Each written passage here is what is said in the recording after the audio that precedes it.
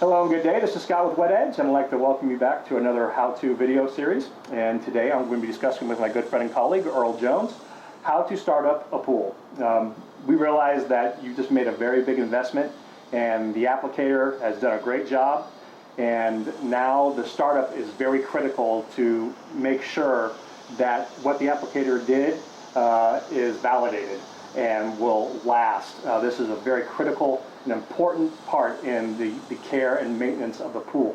And the startup, it needs to be done right. And there's so much information out there, it's hard to siphon through what's right and what to do. And so we're hopefully going to help you digest all that and break it down and simplify it for you so it makes sense and that you feel empowered to take care of your pool. So without further ado, why don't you tell us about yourself a little bit, Earl? Morning. All right. My name is Earl Jones. I'm Texas Pool Tech's Texas Pool School. I'm a CPO certified and CPO certified instructor for the NSPF, which is the National Spa and Pool Foundation. I'm also the instructor for IPSA, which is the Independent Pool and Spa Service Association. So, I've been doing this consistently since 1989. So this is not your first rodeo? Not at all. Very good, very good. So I think the first place we really need to start is, let's define what is a proper startup. Well, a proper startup, a lot of people look at that as going, well, my pool's blue, I'm ready to go swimming. And we've just started out right there. And a blue pool just doesn't mean that your pool's ready. There's over 6,000 different types of viruses and bacterias, but that's actually what comes later. What we're worried about and concerned with is the very beginning with the curing of the plaster, getting everything right. So there's actually, when does a startup actually begin? What do we need to do?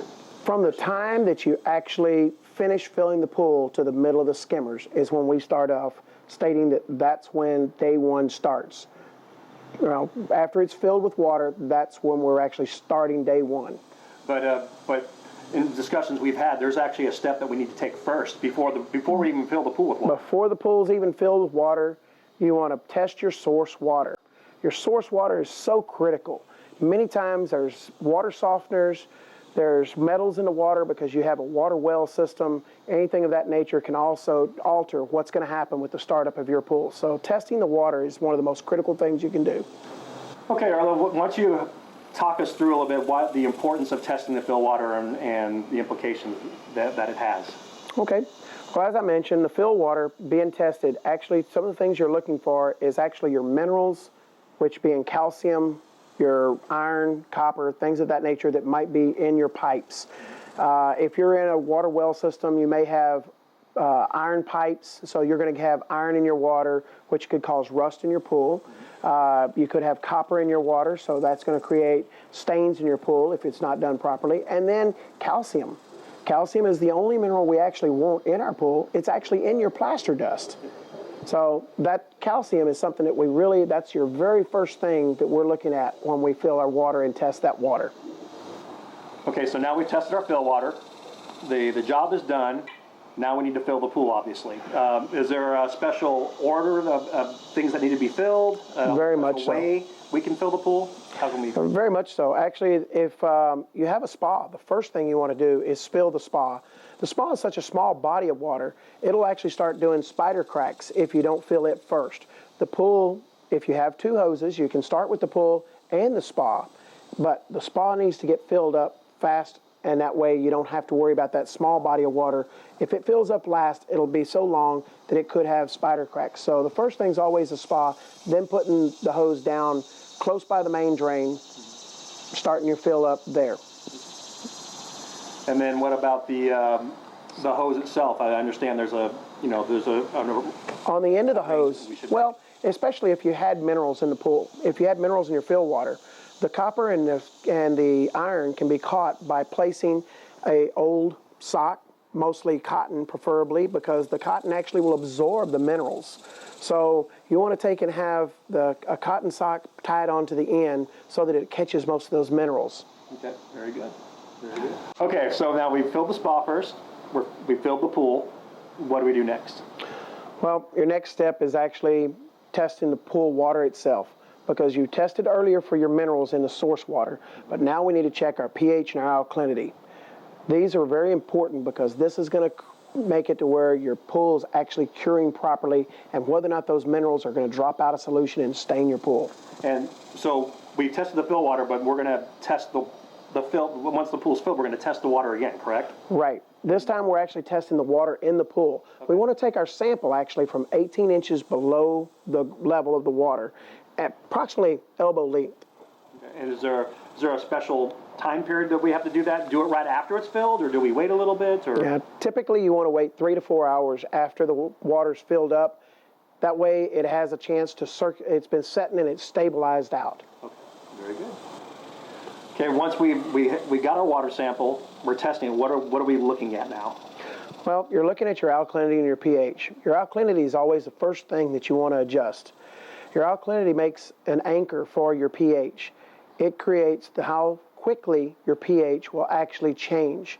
If the alkalinity is high, then the pH adjusts slowly. If the alkalinity is low, then it'll make a very rapid change. Okay, and how do you go about adjusting pH, alkalinity up or down? Well, alkalinity and pH are both adjusted with the same type of products. When you're adjusting it down, it's always adjusted with muriatic acid. Muriatic acid, according to the size of the pool, will be according to how much you need to add and how it's added according to whether that alkalinity was high or low. Okay. And just on that note, it can get complicated because you're dealing with numbers and ratios, and so we were going to make a chart available to you, which will help simplify that process that you can download after watching this video. All right, so we've tested our alkalinity. What do we need to test next? Well, pH is actually the next thing you test. Now, when you started adjusting your alkalinity, you were also adjusting, because they go hand in hand. So whenever you adjust alkalinity, you're also adjusting pH. This is where I was talking about whenever the pH, or the alkalinity rather, is high, it will make a slow change in the pH. And whenever it's low, it'll make a fast change. So whenever you're adjusting your alkalinity, you also have to watch how you're actually adjusting your pH, how much it's adjusting at the same time. But it's also important that since we're going to be adding water and chemicals together, isn't there a special? Oh, there's a special rule, and that's always add chemicals to water. Never add water to chemicals. Yeah. And also remember, if you're working with acid and you're walking around the pool, sometimes you can get some splash up on your deck. So either have a hose handy or be ready to just bend down and scoop some water on those affected areas, because, as you know, it can actually leave little holes actually in your coping or in your plaster wherever it bounces up. Yeah, so just be aware of that. So now we've tested our alkalinity, testing our pH, and now what's the next thing we want to look at? Well, your calcium actually is the very next thing you want to look at, because if your calcium is low, this being if you had a water softener on your house, then you may not have any minerals coming to your pool at all. So that's part of the reason why we tested that source water. It's because if we didn't have any calcium, we need to get that calcium up to 150 parts minimum, but to a maximum of 200. And on that note, you also wanted to determine, is the fill line connected to the water softener, or is it a separate line? Right. So that's important. You need to know that as well. Yeah, it is very important, because in the fill water, in some situations, like let's say up in Austin, Texas, the fill water might have as much as 1,200 parts per million of calcium coming out of just the standard fill. And then, of course, if they had a water softener on there, it may have only 5 to 10 parts per million, and we need 150. Now, how would you go about, let's say your calcium is low, how would you adjust that? Well, calcium needs to be adjusted by adding calcium through the skimmer. You don't ever want to put calcium out into the pool, because it heats up so much that it'll adhere to the plaster itself. So what would that look like? Almost like the plaster's kind of fading, or there would be a texture to it? Oh, it'll have a big texture. It'll almost look like your sidewalk. If you have little pebbles on your sidewalk, it's a very rough feel to it. And is there any special instructions when you're administering into the skimmer? Can I just let's say I need 10 pounds or 15 pounds, do I just dump it all in, or how do you do that? No, actually the maximum you want to put in at any given time is 10 pounds. And then you have to wait 24 hours actually to be able to add more. Because if you're putting it, and then you only put it in small increments, You don't, when you put it in, I like to put it in at 1 pound at a time, let it dissolve down the skimmer, and once there's no more in the basket, then I add my next pound until I get up to 10 pounds. And just, you know. No, it creates so much heat, it can actually heat up that basket and actually melt the basket. So, another important safety tip, don't do it. Okay, Earl, before we move on, you had mentioned, we talked about for people who have low calcium, but you also mentioned, you know, like folks up in Austin may be dealing with 1,200 parts per million as far as calcium. That's pretty high. I mean, how do we define high calcium, and what do the folks do that have that? Well, typically, the calcium wants to stay between 200 and 400 parts per million to start off with. But anytime it gets over 500 parts per million, I've found that it can actually get out of the wall. It'll actually dissipate out and attach to the walls. That's when you start getting your rim around the top layer of your water, things of that nature. So, with them having 1,200 parts per million just coming in out of the source water, they don't have any other options really. So they have to put an inhibitor in the water so that the particles can be filtered out, and then they wash their filters after, and they'll have to do that several times actually. Okay.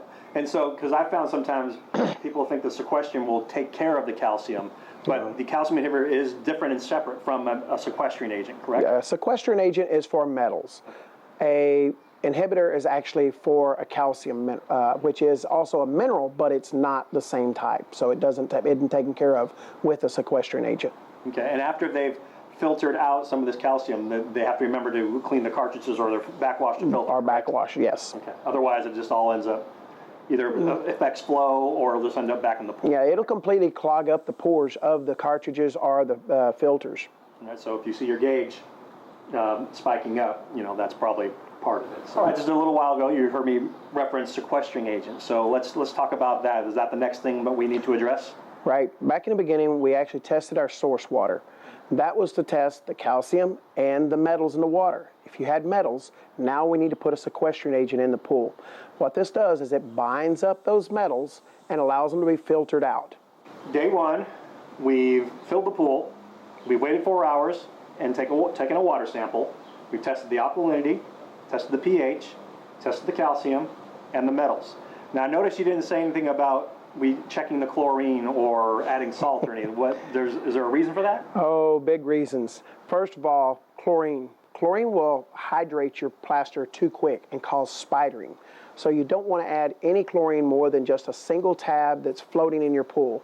And that's just to take care of any possibilities of impurities that actually drift into your pool. Now, salt. Salt is a real big thing. You don't want to add it until after the pool is actually totally hydrated. Comes between 28 and 32 days is when you're adding that. And what would happen if I did add the salt before then? Well, number one, you don't have your salt generator on because your salt generator doesn't go on at this time either. It's most of the time you have a bypass line in there and not the actual generator. So it's not going to be doing anything as far as creating chlorine, but that salt is also, and in here, it'll actually absorb the moisture out of it and actually cause it to be more of what we consider to be a soft water. And so it'll actually help pull calcium out of the walls. All right, before we go on, this is day one, we've tested for everything else, and we're not going to test for chlorine because you're saying we don't need any chlorine. It's the middle of summer, Earl. It's hot out. I've been waiting for this pool. It's filled with water. I want to get in. You're telling me I can't add any chlorine? What do we do with that? I get asked this all the time. When can I get into my pool? How quick can you have it ready? Well, I'm sorry to say, for the first week, you really and truly can't get in your pool. We need minimum of 5 days. We need 7 days really to be able to get your pool ready for you. Because, like you said, if you put it too soon, it could have some detrimental effects to your finish. Correct? Right. There's some. Let's kind of touch some of those things that could happen. If we end up putting chlorine in there too fast, then it'll hydrate the pool, and you can end up with spidering effect. So it'll look like you have little cracks all over the place. You don't actually have cracks, but it looks like little spiders little spider webs running all through your plaster. That being the biggest reason we don't introduce chlorine to the pool because of the hydration fact. Now, you see that spider cracking typically on plasters and quartz, correct? Right. Now, what if I have a pebble finish or a polish finish? Pebble and polish finish both really 4 to 5 days you can jump into your pool. We could put in chlorine in there because they're so much harder they don't have a tendency. Plus, the rocks would hide anything that would be there, so you really don't have a tendency to see those things. Okay. When you say, but when you talk about adding chlorine, what are we talking about? Just like if you're using tabs? What we normally do is we float a floater, and we put a floater in with just one tab, maybe two tabs, according to the size of the pool, and that's all the chlorine we have in there. Because even though we have our pH and our alkalinity correct for the pool to be able to be hydrated properly, the chlorine is actually there to protect your body. It's there to kill the contaminants. And so we're not killing contaminants yet. We don't have to worry about those because nobody's been jumping in. The only contaminants are coming from the air. Okay. So, in review, if you have a plaster or quartz, we really recommend that you wait at least that week. If you have a pebble or a polish finish, you could probably do a couple days sooner, but ultimately what's best for the finish and in protecting your investment is giving it that week before we really introduce it. A minimum of the week. Okay, very good. All right, so believe it or not, we're still on first visit of day one, correct? Correct. So we filled the pool, check. Yes. We've taken a water sample, check. 4 hours later, we've tested for alkalinity, pH, calcium, and sequestrant, and hopefully added no chlorine, correct? Correct. So what do we do next? Next is one of the most important parts, and that's moving that plaster dust around. We want to brush, getting that plaster out of the area where it's actually been setting now for probably 24 to 30 hours because of the filling of the pool. Could have taken as much as even 2 days to fill. And even if you don't have if you have a pebble or a polish or something that has an exposed aggregate where you tend to have less dust, it's still just as vitally important to brush, correct? Correct. It basically moves it. It helps get it smoothed out. It gets the in between the pebbles so that it gets a smoother finish and feels better to your feet. All right. So when you say brush, I mean one of the first questions that comes to my mind is what type of brush, and as it's just simple as just hanging the brush over the side of the pool and just slopping it against the wall. I mean, is there a special technique by chance? People actually think that all the time, but actually there is some very special techniques of brushing. Number one, we like to usually use a vinyl brush. A vinyl brush is just going to move the dust off the walls. We're not really trying to scratch the walls or make anything. We're just trying to brush the wall down and get the dust off the walls. But just brushing straight down, you have no force into it. You'll actually want to take the brush at an angle and pull it into the wall so that whenever you're pulling down with that, and make a full stroke all the way from the top all the way to the bottom. Okay. Now, in discussions that you and I have had, we've also talked about maybe doing the top of the line first and then the walls, or? Yeah, typically what I like to do is I actually do what I call the top 12. The tip of your brush is actually up underneath the coping, so that it's brushing up underneath the coping, anything that might have been there. And then its biggest angle is to get right in between the tile and that layer of plaster, right where they combine, is getting that right there. And it's actually brushing that, making that a smooth finish and getting things out of the tile line so that there's no dust in the tile, there's no dust in that little crack, so that it allows it to be able to swell up, because that's what the plaster is doing, is it swells up and joins right there. And I also noticed in your brushing, when we're going through the walls, the position of your feet are also important, correct? I call it the step method. I like to make sure that my feet are the one on each side of the brush, and then as I finish that stroke straight down, then I move my foot over next, then I move my brush to that spot, and then my right foot back over, so that I'm doing a foot method, so I know that I've actually covered every square inch of the pool. That's very good, very good. Now, like I say, if I have pebble or a polish finish, or more importantly, pebble, is there a different brush than you would use on the other finish? Actually, on a pebble finish, we like to use a mixed bristle or a combination brush. It has both vinyl as well as stainless steel threads coming down into it, bristles rather. And so it allows it to get into the grooves better and actually move things out of those grooves so that you actually are being able to be stepping directly on to that flat, smooth surface of polished pebble. And I just want to make sure that we're all clear on this. We don't want a 100% stainless steel brush, correct? Oh no, it'll actually leave marks, especially in those first few days. It'll leave marks actually, and you'll actually have brush marks into the plaster itself. And your plaster or quartz, you really want to stay. Plaster or quartz, either one. You really don't want to. Yeah, you can actually knock pebbles out of the plaster that's holding it together. So it's just too abrasive and too aggressive. Okay. So we start brushing the tile line that first 12 inches. We brush the walls. What about the floors? Well, floors and all the flat surfaces are fairly easy to do. So, but again, I like to use a foot method. So I'll start out by brushing all my steps off, and don't forget about the front side of the step, that lateral portion there, making sure that you get both the front of the step and the flat portion of it.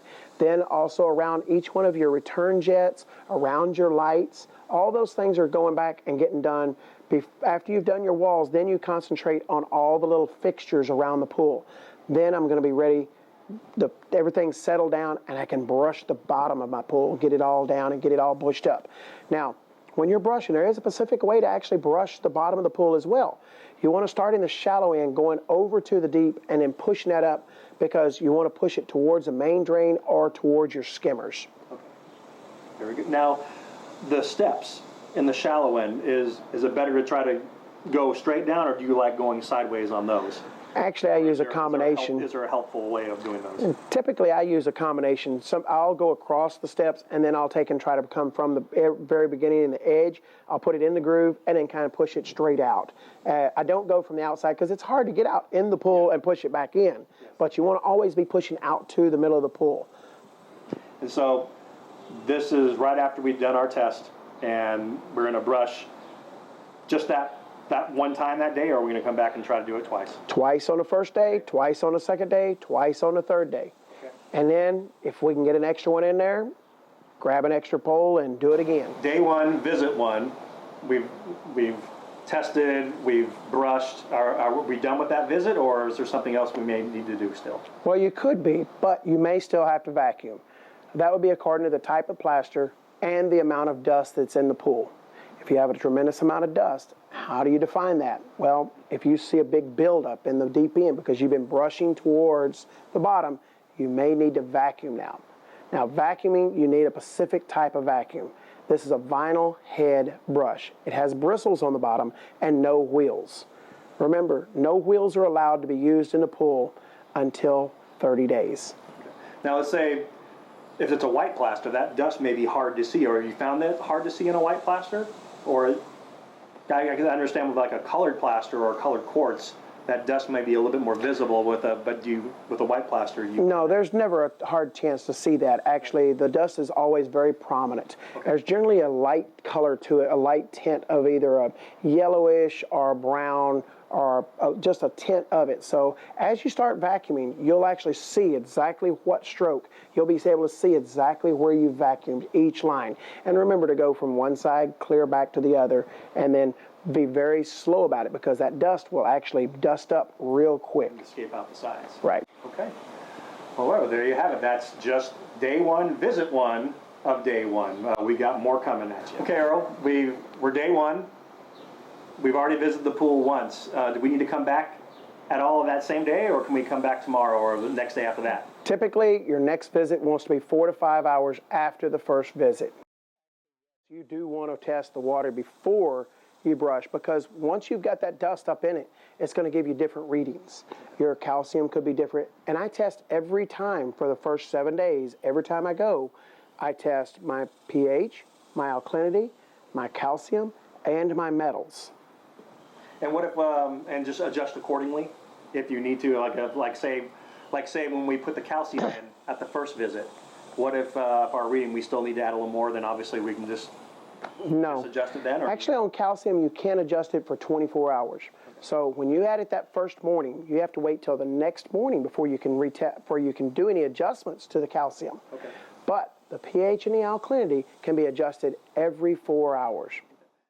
Brushing the pool again, you're going down the same path. You want to brush your walls, you want to brush your steps, and then brush everything down towards the main drain. Brushing your floor as well.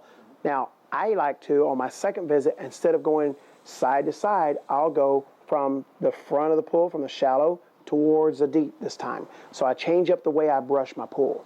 This way I'm not leaving brush marks. If there was any possibility, I won't be leaving any. It'll have brushed off anything that might be settled from going this direction. It'll brush it now this direction. So it has a tendency not to leave any marks, and it pushes more to the drains, and as those strokes are strong, it'll also push up the wall, and it'll go straight to the skimmer. Okay.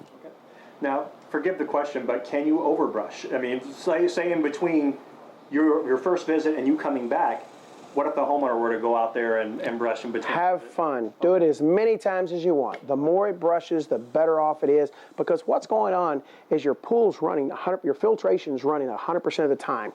So consequently, every time you brush, that's making that dust come up and get involved with the water and then going right to your filter. So all right, so day 1 is behind us.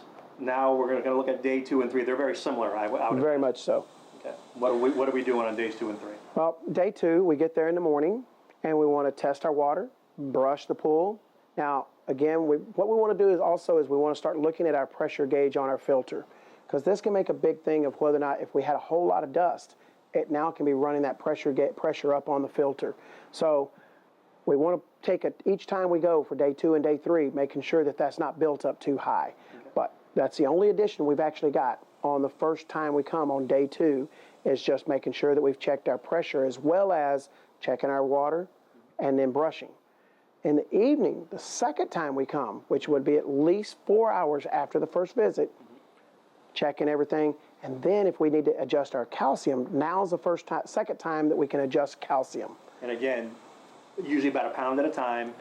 No more than 10 pounds. No more than 10 pounds. But a pound at a time. Each time that 1 pound is dissolved through the skimmer, then you can add your next pound. So slow and steady. Slow and steady. So that's day 2 and 3. We're just morning and evening, checking our chemicals and brushing. Right. And day 3, again, in the evening, you can check your calcium again.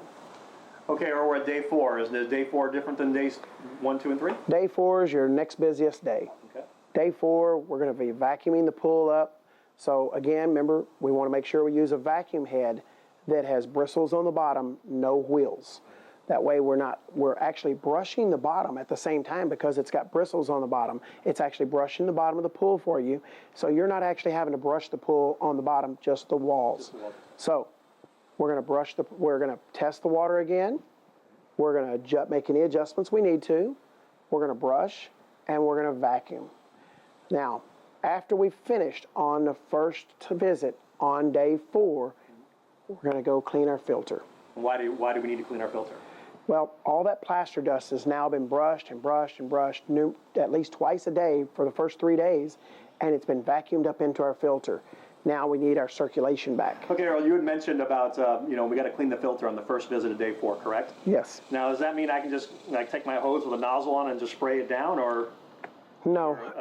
Actually, there is a specific way that you want to clean the filter. And most everything that's out there online and things of that nature is just go and rinse it down, or some of them have wands that you can just go through. Wands are actually quite hard to go through the gills of those. And so what we do, if you have a cartridge filter, is you want to pull those out and you want to rinse them down. Then you want to take and put them over into a degreasing solution. Now, any standard dish soap is good. I do like to use Dawn soap as my preferred, simply because it's so environmentally friendly. Okay. Other than that, any other type that they want to use, there's many other things at the pool store that's for soaking, for just degreasing. So feel free to use anything you particularly care for on that. But degreasing them, rinsing them down a second time, and then putting them in will actually get their pressure down the most. And once they've degreased that filter, it'll make it to where the flow is actually better. Now, since you brought it up, why is it essential that it be just degreased as opposed to just washed down? Well, the greases actually hold in viruses and bacteria. So they get in behind that. And so if, let's say, you rinse it off and then you degrease it because you want to release all the things that are held up underneath that oil. Chlorine won't release the oils. So once we put the chlorine in the water in a couple of days, it's not going to take that grease off. So if that grease is there, it can't penetrate the barrier of what all might have been at the bottom of the pool whenever we vacuumed all that stuff So up. it speaks to the filter being able to be efficient. Correct. And do its job. Yes. Okay. Okay, so just to reiterate, day 4, we have 2 visits or 1? 1 visit. Okay. And that's when we're cleaning our filter, correct? Right. Okay, what about days 5 and 6? Days 5 and 6 are just like day 4, really, with the exception we don't have to clean the filter. Days 5 and 6, you're going in, testing, brushing, vacuum if you still needed to, but shouldn't be necessary. By that time. Okay, I understand there's something in this special going on with day 7, correct? Yes, and day 7, we're actually getting the pool ready for the homeowner. This is when you're going to be able to take over. So we want to get your circulation, your filtration, and your sanitation all set up. Now, according to the APSP, the American Spa and Pool Association, the sanitation wants to be between 1.0 and 3.0 for the chlorine.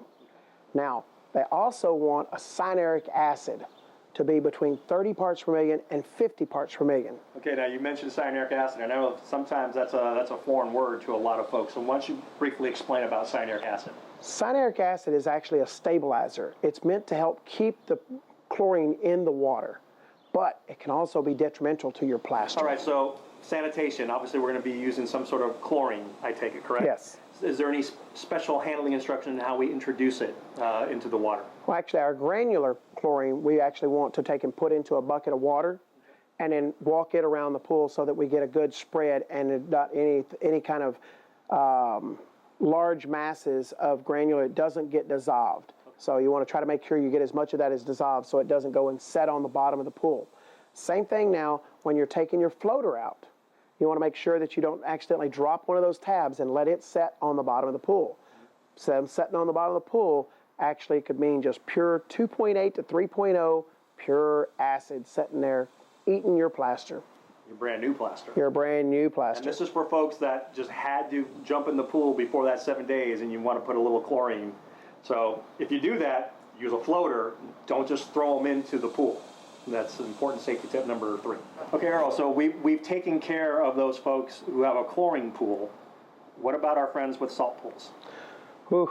Well, first of all, you don't want to put your salt in yet. Remember, that's day 28 to day 30. But in many cases, the builder's actually already helped them out. He didn't put the salt generator, the chlorine generator in there yet. He's got a bypass valve in there. Okay. So typically at the end of that 28 to 30 days, that's when we normally come in and we put that generator in.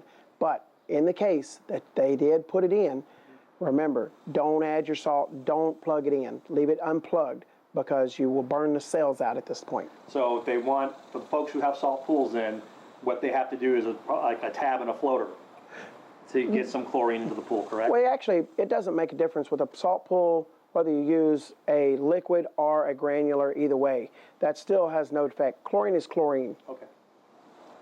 And not to beat it to death, but just want to reiterate this most important point. The reason we don't want to add salt now is because it's critical to the hydration and curing of the plaster, correct? Correct, yeah. Actually, since you don't want that spidering effect to start up, you don't want to add your salt because that salt will absorb the moisture.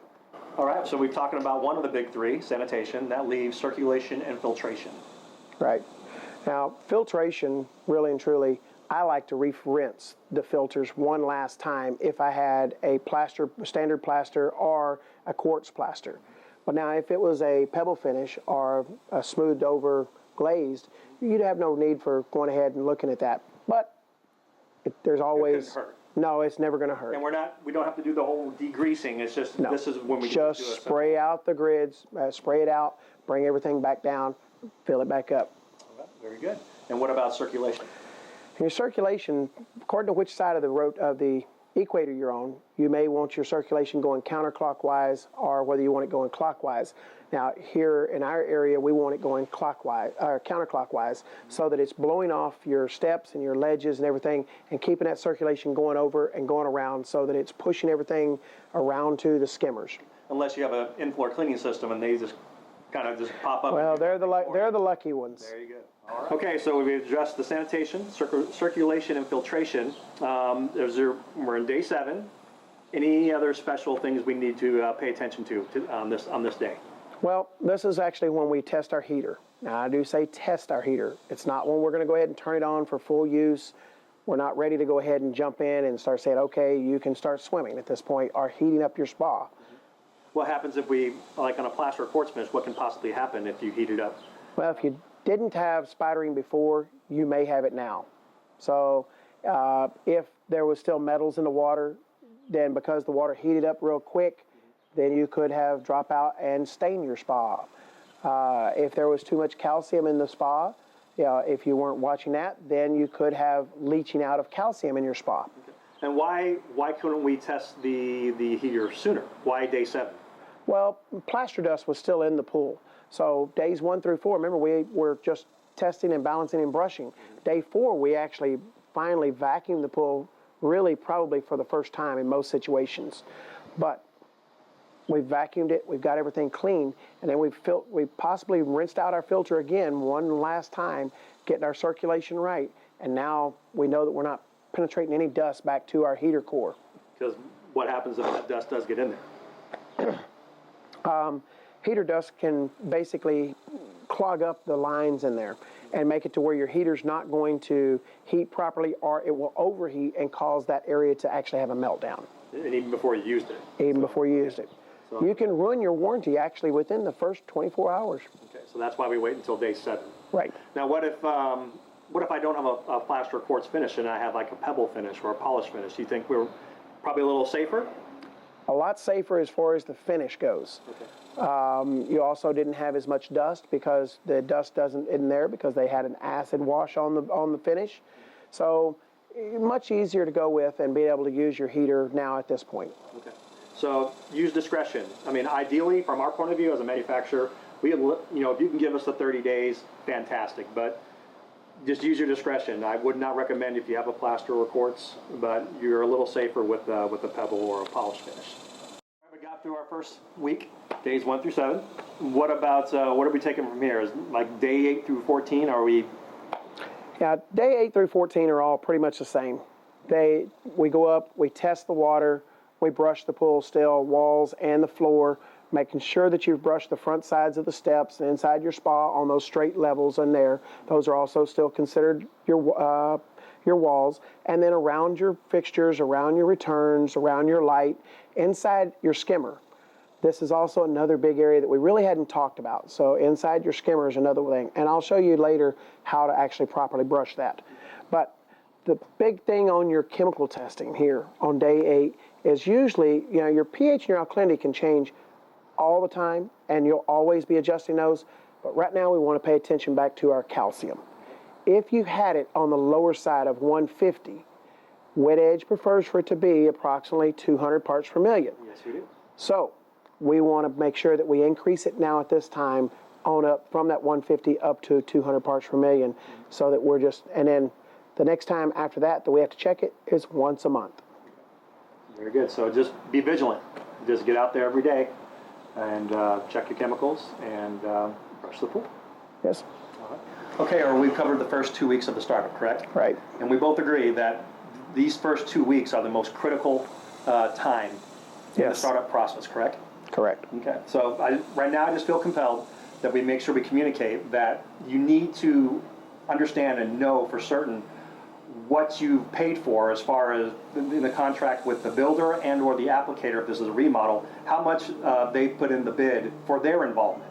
Because as we know, some pool builders or applicators, they have no money in there for the startup. That's left to the homeowner. They'll turn it directly over to the homeowner. Yeah. Or they may have 3 days of involvement, or 5 days, or 7, or 14, or the whole 28. Right. So you need to know that going in. So there's not a time lag for as one party's looking at the other. Well, I thought you were going to start it up, or I thought you were going to start it up. So this gets addressed. Okay, Earl. So now we're on to day 15. We just want to kind of lump days 15 through 27 all at once because they're all about the same, correct? Yeah. Typically 15 through 27. Test your water, brush your pool, vacuum your pool at least once a week during a 7-day period. So each 7 days, you're wanting to make sure you at least vacuum the pool at least one time. But brushing and testing are still your main important things. Your pool's pH, your alkalinity are the main things that are looking to be changing. Your chlorine, as long as you're staying within a nice balance, you're fine. That's usually about once a week is all you're actually having to adjust that. Your calcium, you shouldn't have to adjust. We'll be looking at again on day 28. Someone might be asking themselves, why? Why bother? I mean, I've already gotten past that first critical 2 weeks. Why are those next 2 weeks? What is so critical and important about them? Well, again, calcium can leach out. If you're low in the area, or if in some applicators, sometimes there may be the time of year Calcium actually dissolves more in cold weather, and doesn't dissolve as much in hot weather. So there's always, it's according to the time of the year, according to what you're actually needing to do. But it is critical to just continue to stay on to it, just for the hydration process of the plaster. So for the curing process. And that's the key factor. Is this your finish is still, for lack of a better phrase, developing. It's curing. It's growing stronger day by day, and you want to give it every possible chance to reach its full potential. That would be a good statement. Yes. Okay. So that's why those next 2 weeks, although not as involved, they're still ultimately critical. Yes. Okay, we're there. Day 28. What are we doing? It's almost time to relax. We've finally reached where we're going to put all of our equipment in.